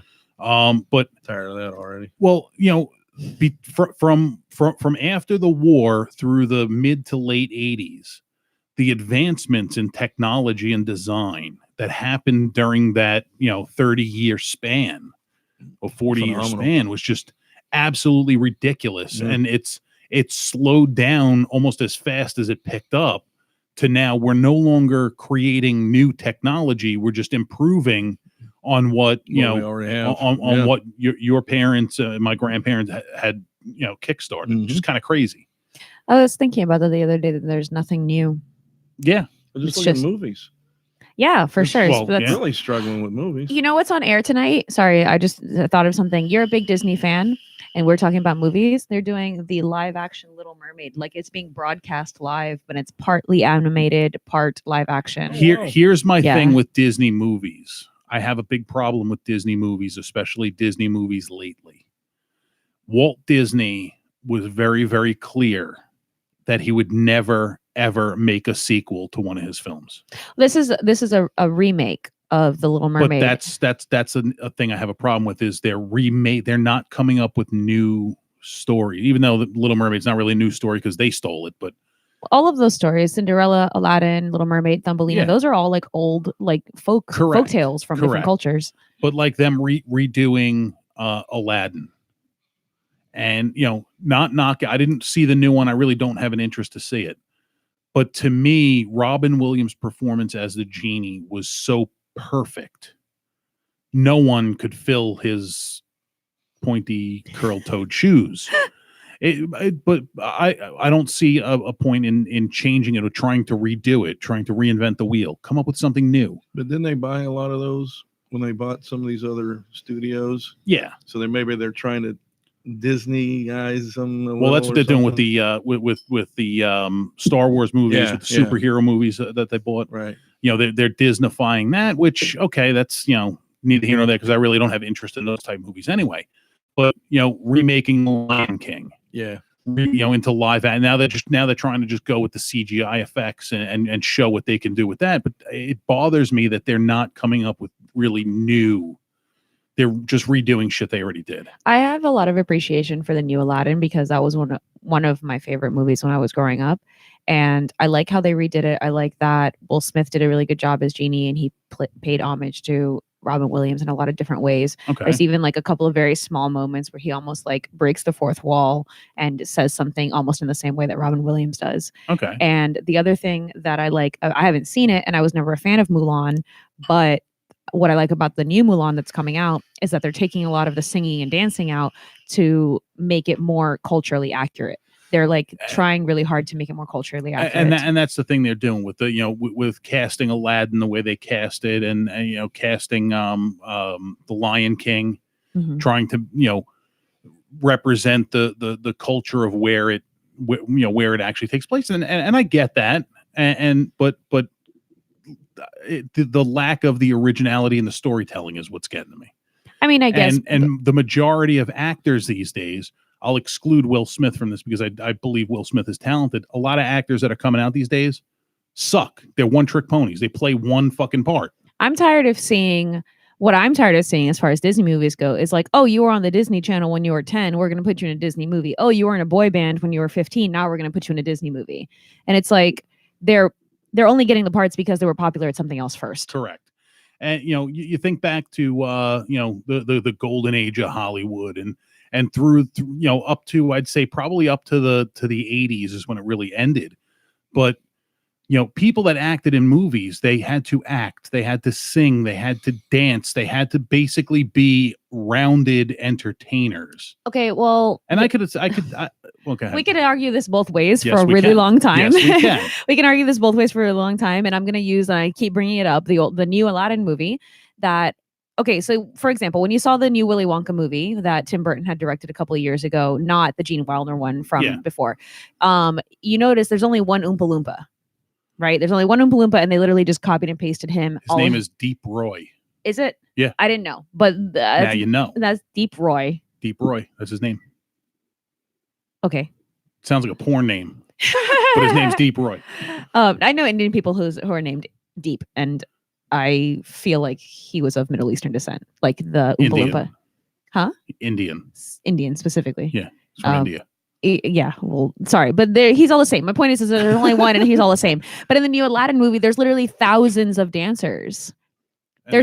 And they're not like they're not CGI. CGI'd? They're not Okay. CGI copied and paste. There's thousands of dancers, and for me to look at like literally about 1,000 people all doing the same choreography, all doing different props, all at the same time, and all singing the same song is like mind blowing to me because I've choreographed 12 people. Well, and that's like here's my thing, and I love the Chinese Olympics. Here's my Yes, thing, and I do. It's very pretty. I'd like to look into that further. Yeah. Was it that big of a deal where they had that many people in one place at one time, or did they piece it together? Well, with computers. A little bit of both, because I've seen some of their practice footage, and yes, they are on like a sound stage where a lot of the people are, and yes, and then like the people who are in the crowds, they like CGI'd in afterwards. Okay. But the footage that I saw, they were on a sound stage, like a multi-level sound stage, and they were all dancing at the same time. Okay. But then like the people who are on the sides not dancing, they like CGI'd, and they CGI'd the background and all that stuff, obviously. So. Okay. Your mom says, I know you're probably going to knock this down, but Joaquin Phoenix in the Joker was really good. So there are good actors. I'm hearing that a lot from Joaquin Phoenix. I haven't seen it, so I'm not going to knock it. I'm not really into any of the superhero movies. It's not really my thing. I do want to see it specifically because it was filmed at Dangerfields. So I want to watch it because it was filmed at Dangerfields. Well, he would have been a super villain. True. I'm a Very big true. fan of Joker, and I'm a little salty that my mom saw it before me. Aw. I do want to see it. I'll give it a chance. I actually saw Suicide Squad. I liked Suicide Squad. People shit on it. I fell asleep, so I can't really tell you. It was okay. I mean, quite honestly, I really watched it because Margot Robbie looked fucking delicious in it. Oh, she was in the Harley Quinn. I know, but I was thinking of Wolf of Wall Street was the other movie that she was in recently, or not recently, but we got to get back to the top 10 list. But sorry, Dan. You know, there are some good actors, but some of the biggest names are not truly well-rounded entertainers. They're just a big name that they can auto-tune voices and computer process, and it wasn't your mom said it wasn't a superhero movie, and that's probably one of the reasons why I have interest to see it. Although the one true superhero movie that I loved incredibly dearly was Deadpool. Oh yeah, because he's an asshole, and I just love that. I was just thinking yesterday. I was reminiscing when Paris Hilton ruled the world. Paris Hilton never ruled the world. I know, but in like 2000 to 2003 or 4, she was like top notch. Everybody wanted to be her. But what was she famous for? What did she do? Exactly. Kim Kardashian. What did she do besides, she got her start? I mean, she was Paris Hilton's personal assistant and stylist. Exactly. But what catapulted her into fame? Exactly. See a pattern here, people? Anyway. Sorry. So that was time. We went on that tangent because of time period. Seriously. Really? Wait, yes. I forgot. Okay. Yes. Well, because we talk about movies and actors and damn. All right, number 13, Dan. Okay. The ADD stream one. What is your adult beverage of choice?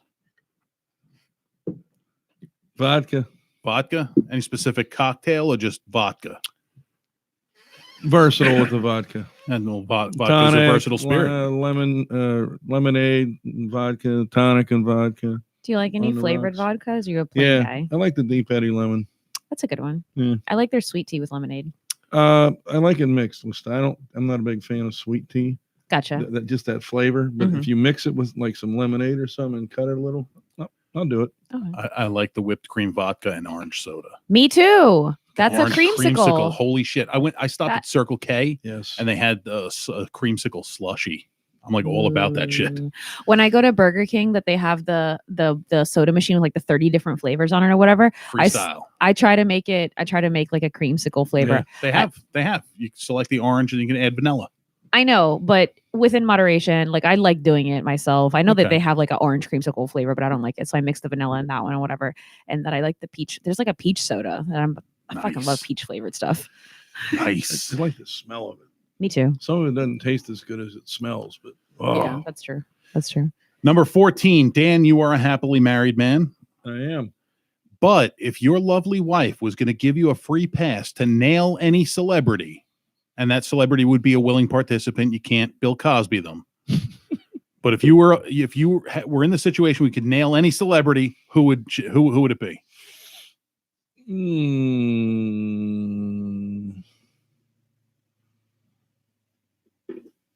Assuming she wants to. Yeah, she'd be a willing participant in this. She would look at Dan and think Dan is sexy as fuck, and she'd want to jump Dan's bones. Oh boy.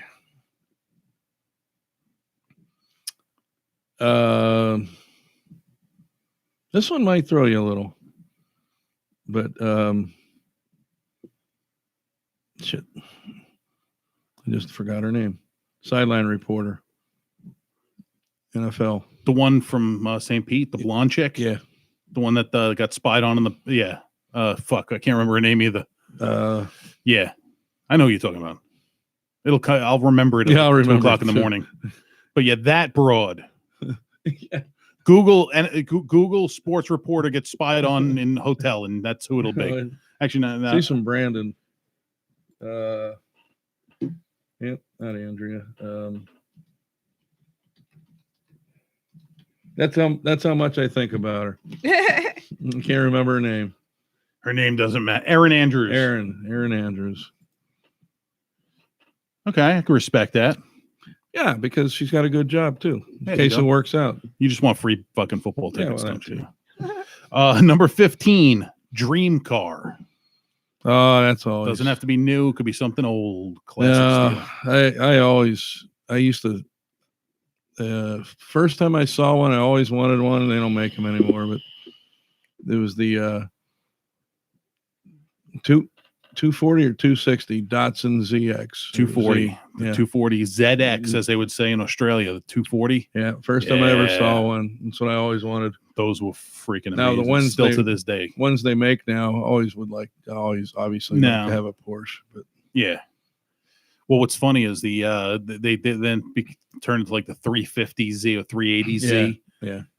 The headlights from the mid 90s Z car is the same headlights, not even looks the same, like they were made in the same factory. Oh no shit! The Nissan Z and the Lamborghini Diablo, I did not know same that. headlights. Wow. Yeah, it's kind of funny. This is going to show your age, Dan. 61. What is the first album you remember buying? The first album you ever bought? Which was probably an actual album because that's what they had back then. Oh, it's so embarrassing. No, it's all right. That's why we asked the question, because it's probably Herb Alpert and the Tijuana Brass, whipped cream. hot shit. That's awesome. If you don't mind me asking, when's your birthday? You told us your year already, but when's your birthday? May. Oh, okay. I was just asking because my mom's birthday just passed a little while ago. He's a load of bull. He's a Yeah. Taurus? Yeah. What year? I mean, what day? 18th. Nice. You're 2 days before my husband, who is also a bull. Nice. I know a lot of birthdays in May. I'm a Yeah. bull too. That's right. But you're in the beginning of the bull. You got to wind it back. So May birthdays would have been September or August. Oh, like when you Yeah. were conceived? Yeah. Oh, yeah. Well, I know exactly when I was Night. conceived. Like I know exactly when it was. Same. Do you Thanks, know? Mom. Do you know why? Yes, because they were trying, and my mom was like, "It's fucking Wednesday morning. Let's go." You want to know why I was conceived? Because your parents went to a rock concert. Nope. What? The blackout of 1977. That's cute. I was. They're like, conceived- "We're bored." We're bored. Power's out. Let's fuck. What else there to do? Exactly. I got a redneck buddy of mine that said he remembers before he was born. And I said, what? He goes, yeah, I went to a party with my dad and came home with my mom. Shit. That's funny. Yeah, Rodney mows my lawn. He's a funny guy. Number 17. What is the social cause you most stand for? And since you're a boomer, I can assume it's fuck Generation Z. I just had to throw it out there. Social cause. Well, see, I'm very lucky. The wife and I we we Get involved spread in it shit. out. Yeah. We don't really concentrate, but we do a lot for the local food bank because I'm kind of like everybody should be eating. So we either take, like, we have clothes and we'll give them to them because they will distribute it. I found out some clothes and stuff, or whatever so it's our, and a good, one of the guys who's been to every show works the food bank, our parish show. So I try to help them out as much too, but I just think everybody should at least be able to eat something. That is absolutely a noble and worthwhile cause to get behind. Because what's crazy is people don't realize how much there is starvation in this country, and the people aren't getting food in this country. Solve your own community first. That's it, and then build it up. You know what's crazy? I think it's the city of Detroit doesn't have a single supermarket in the city. Yeah, I think it was Detroit, one of those type cities. There is no supermarket in the city. People either have to drive outside of the city or they're buying food in convenience stores. It's insane. That is crazy. And you think in the United States in 2019, we can go to fucking, I mean, from where we're sitting, there's a Publix right down on the road here. There's a Winn-Dixie right down this way. There's supermarkets everywhere that are stocked to the fucking walls and ceiling with food. Our viewers can't. Yeah, smell they can't but smell. You can. That's some ribs. Look, her eyes are watering. But it's amazing that in this day and age, in this country, that people still can't get the food they need. It's insane. Number 18. Not sure how this one's going to go. What is your favorite video game? You don't seem like much of a video game guy. Oh, hell yeah. Yeah? Oh, man. I grew up in the best video games were around. Pong. Yeah. Then there was Breakout. Yeah. Well, there's Madden football, Man, I had the first version of Madden I had the on first the PC. we had to put the plastic on the screen. That's awesome. No, I always liked, I was into Pac-Man, but I always liked Galaga. Okay. I love Galaga. The game, not Gallagher. I don't know who that is. He's the guy that smashes watermelons. He went to play in high school. Yeah. I know He's fucking crazy. In my summer camp, they had a Galaga arcade game. Okay. So I played a lot growing up in my summer camp. So every year on summer. Yeah. That's I liked awesome. it better than Asteroids. Number 19. You've lived a long life so far, so you may have already worked it. What is your dream job? I'm doing it right now. Yeah? Yep, absolutely. Comedy.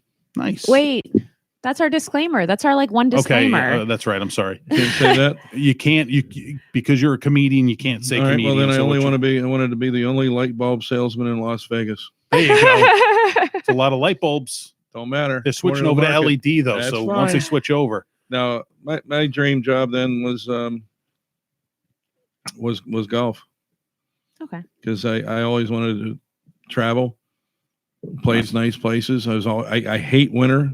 Can't stand being cold, so you're always following the sun. It was great. All right. Yeah. I could dig it. Number 20. What is the most crazy, weird, bizarre, funky fact about Dan Gierlach? And I could see you started laughing as I asked the question. So now I'm afraid. So am I. Bizarre. Well, it's not about, but it's son of a bitch. Did you ever make love in a dumpster? I've made love next to a dumpster. Yeah. You're not in a dumpster, but sometimes you gotta, man. I mean, it wasn't my choice.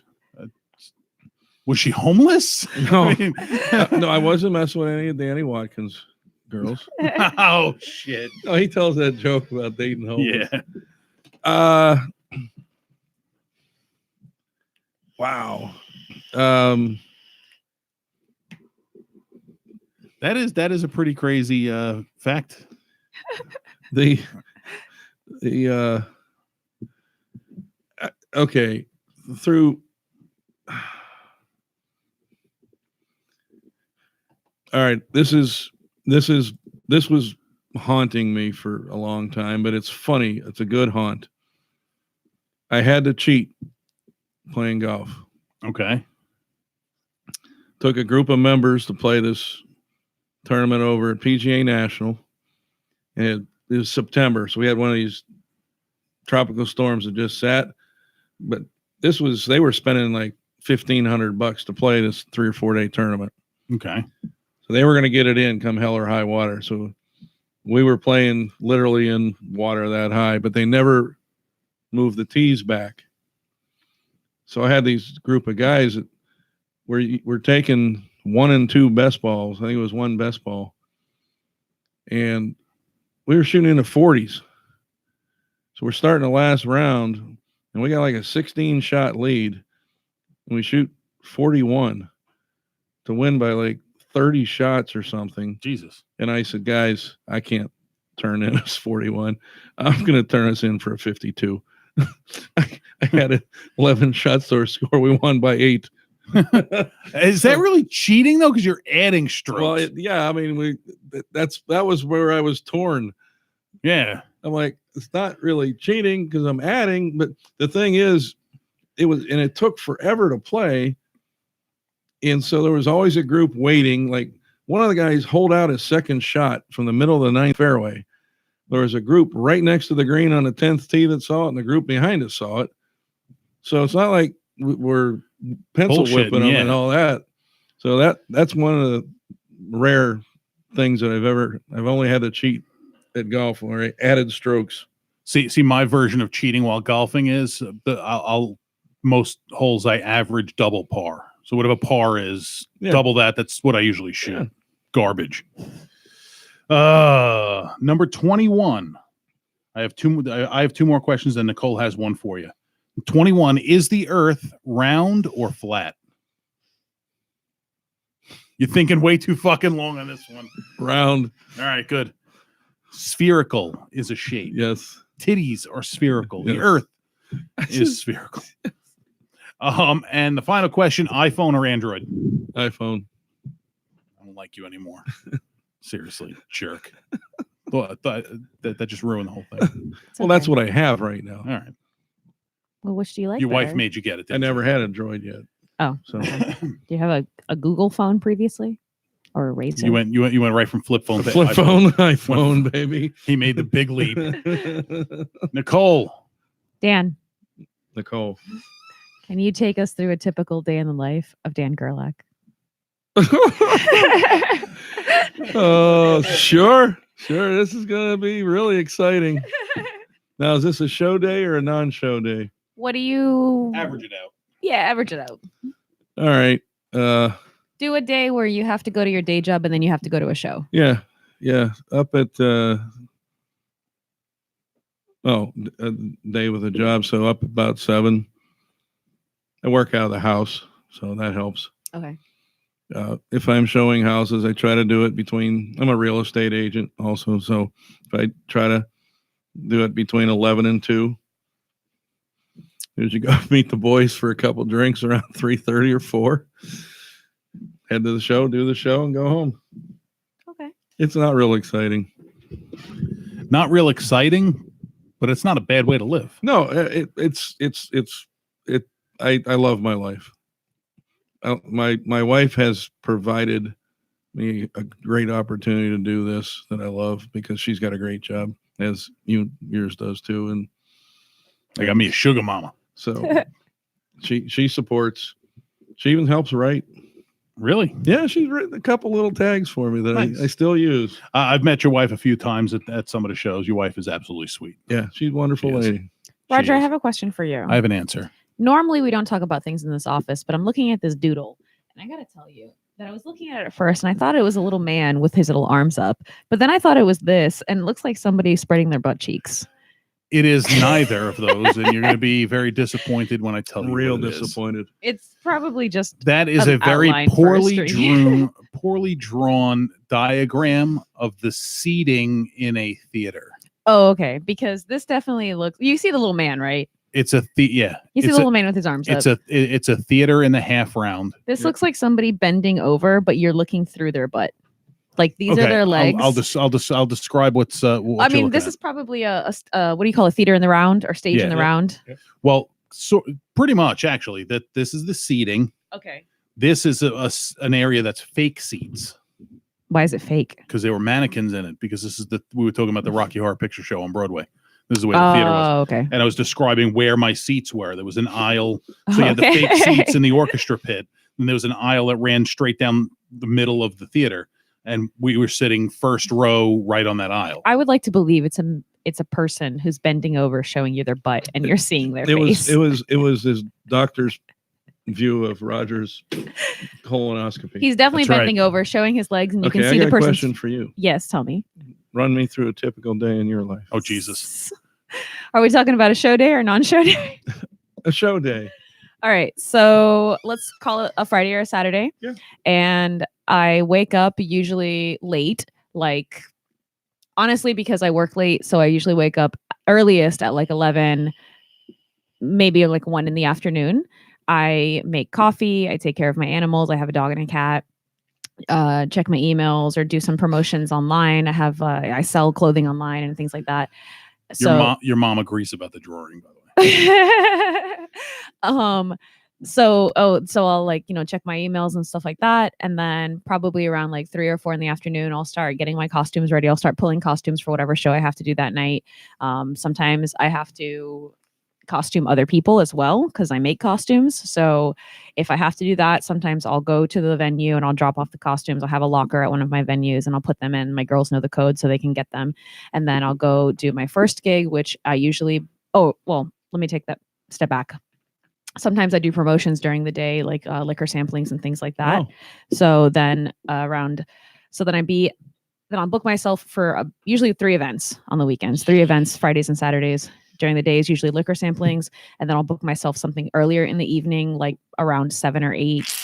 Sometimes I do private parties. Sometimes I work at I belly dance at a Greek restaurant. Mhm. And then I book myself for a late night gig, which usually starts around 10 or later. Was it hard? Huh? Learning the belly dance? Was that difficult? I've been doing it for a really long time, and it wasn't Okay. that hard for me because I've been doing other types of dance for a really long time. So it was It's like easier for me belly to dance. I've understand. heard people who tried it said it's hard. It's hard as hell. It's not a belly dance so much as it is a muscle control dance. Yeah. So Do you make your own costumes?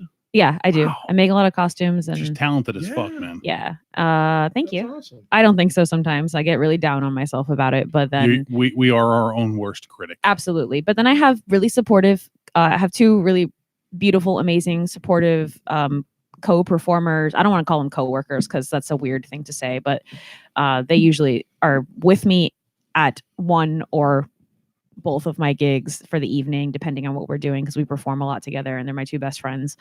So yeah. And then, I usually get done working anywhere between 1:30 in the morning till 3 in the morning, at which point I will go home.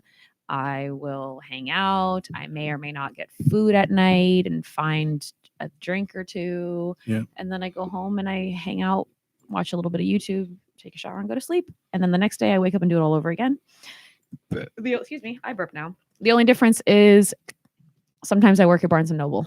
So if that's the case, then I do that during the day instead of booking myself for a daytime promo. Nice. Yeah. Very full. Oh yeah, Very I don't full day. stop. I don't stop. People want to hang out with me, and I have had friends basically stop being my friend because they're like, you never want to hang out. And I'm just like, When you joke's on you. when you get down on yourself, think of something. What? 'Cause when I was coaching, I used to tell these kids this, and I said, "You're not leaving this golf course till you tell me one thing that you did good today." And I do that when I have a bad set. Okay. That even if I have a bad set, okay, I think back, I'll replay it, and you know what? I made 5 or 6 people laugh today. That's fair. And so Yeah. you want, my point to them was you leave on a positive note instead of dwelling on a negative all the way home. That's true.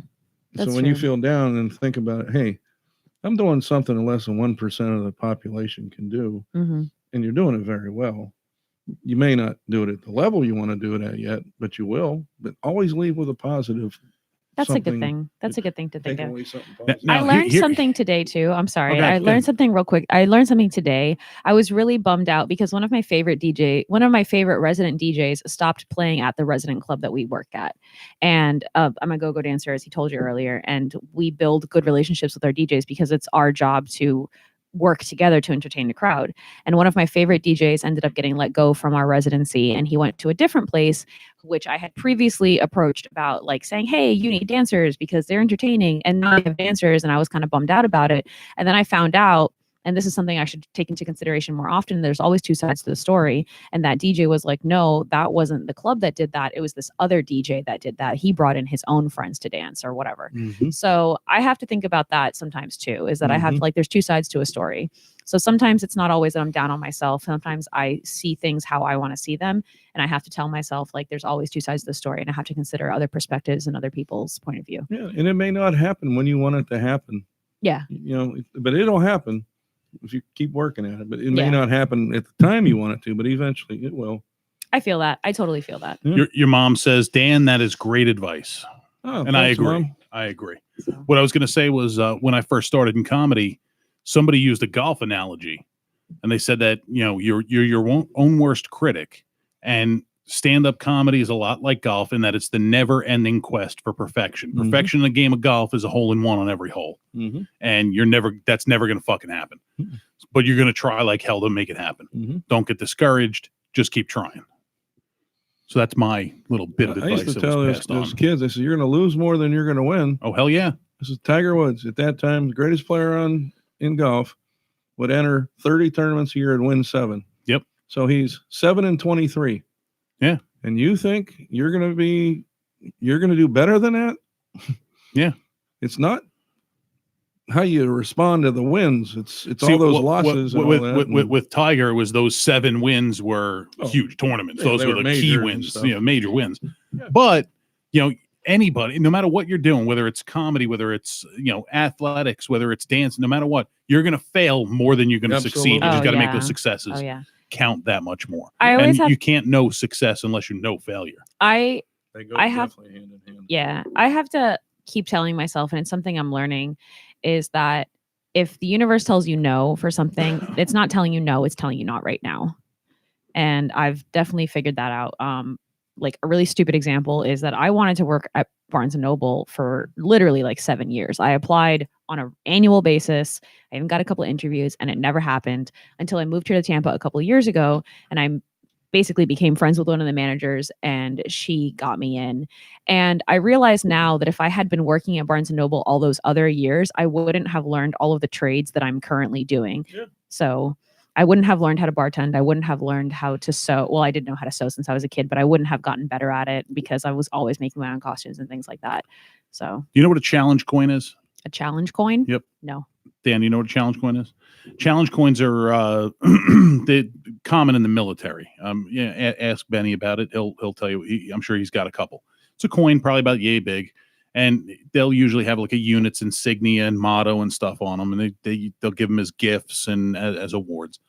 A lot of the guys I work with in my day job are ex-military, but they have non-military challenge coins. One of them on one side, it's in Polish. It says Nimoy Cirque, and on the back side it says Nimoy Amalpi, and that phrase means not my circus, not my monkeys. One of the coins that we carry, I don't have it on me now, but I pulled up a picture of it.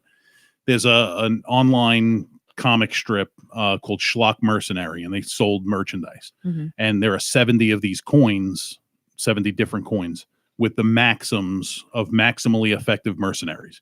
But this one we carry because this is what it says. Failure is not an option. It's mandatory. The option is whether or not failure be the last thing you do. Fuck yeah. Fuck yeah. I agree with that. Hell I yeah. like That's why we that. carry that. All right. So on that note, we're going to wrap up. It's just about that time. Dan looks like he's getting tired.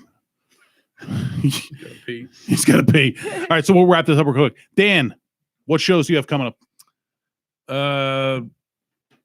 Bellagio Saturday, Yeah, buddy. and then It's gonna be a good time. What's that? 8 o'clock. That's gonna be a great time. Good time. I'm looking forward to it. Got the Northport Beef O'Brady's the following Saturday, November Nice. 16th. 22nd, private show at Country Club. 23rd, Beef O'Brady's, and then a little break for the holiday. Nice. Nicole Olio, Si, senor. what you got coming up this week? Tomorrow you can find me bartending at Villaggio all day. The whole day. All day, the whole day. Come get your drinks from me tomorrow. And then I don't really have that much coming up, but on Friday for the next 2 weeks, I will be belly dancing at Acropolis in South Tampa. On the 23rd, I will be performing with Pepper and Kayla, Vegas style showgirl stuff for an event, which is TBA. Sorry. And I will be go-go dancing on Saturday with Miss Lilabelle Quintrell, and next week, Saturday, with Alex Rose, who you have yet to meet, but she's a lovely lady. Awesome. Gaspar's Grotto in Nice. Ybor. Yes, that is my residency. Those are my girls. Those are my sirens, as I call them. So, Gaspar Sirens. Follow them on Yes. Instagram. yes. And follow me on Instagram, NIKOLE_Raven like the bird. Caw-caw. And you will find all of my gigs and things on the internet. There you go. As for me, this Saturday, Villaggio, 8 o'clock, Dan Gierlach, me, Peter Wolfinger. By the way, Peter Wolfinger is in the state of Florida as we speak. He called me this afternoon just as he was crossing over into the state. So we are ready for the show. Jessica Stern is hosting it. It is going to be a fucking crazy ass blast. It's going to be an ass blast. Blast in the ass. It's going to be a good time, so come on down to check that out. Aside from that, that's all I have booked because Better I get your pissed everybody tickets. off. Yep, get your tickets. There'll be some available at the door, but they are selling. Aside from that, that's the only booking I have because I pissed everybody else off. That's the show. You guys got anything else you want to add? Nope. Nicole, Thanks for having me. thanks for coming, Dan. Yeah. Everybody check out Dan Gierlach. If you're in the Parish area on when's the Parish show? November 23rd. November 23rd. Go check out the best comedy room in the Tampa Bay area. Absolutely guaranteed. Next week, Tuesday, we're having guest Danny Stopa here. Nice. Yeah. That's gonna be a good time. Yeah. Donnie. Donnie. Yeah. Sorry, did I say Danny? I Yeah. totally meant Donnie That's all right. because I wrote it Donnie. I was gonna let it go, but Dan started. Sorry, Donnie Stopa. So, all right, kids, that's the show tonight. Don't forget to spay or neuter your children. Fubar out.